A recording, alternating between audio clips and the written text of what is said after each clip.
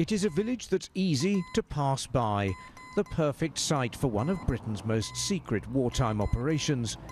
5 miles from the code-breaking centre at Bletchley Park, Whaddon had slipped out of that story until now.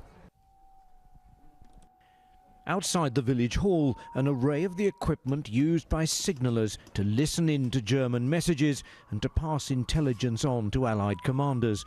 Geoffrey Pidgeon was one of those who worked for an operation codenamed Section 8. Everything we did was secret.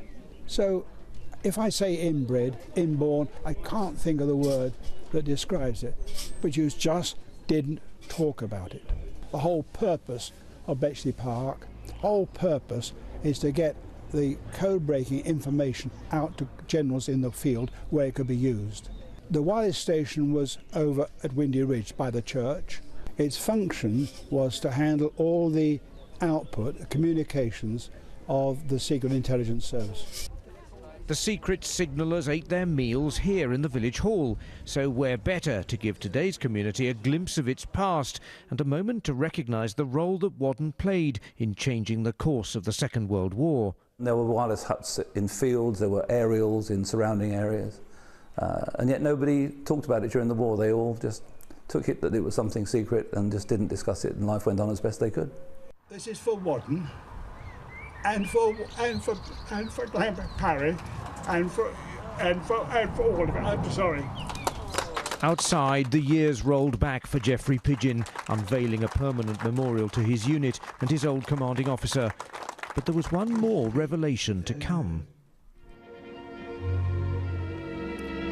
Whaddon was also a vital link with secret agents parachuted into occupied France. And 94-year-old former radio operator Marcel Joran-Sanger, speaking from a French resistance safe house, described the moment he finally got a message through. The first time I had a connection and I had an answer, that was fantastic for me. I had the impression I had done something extraordinary.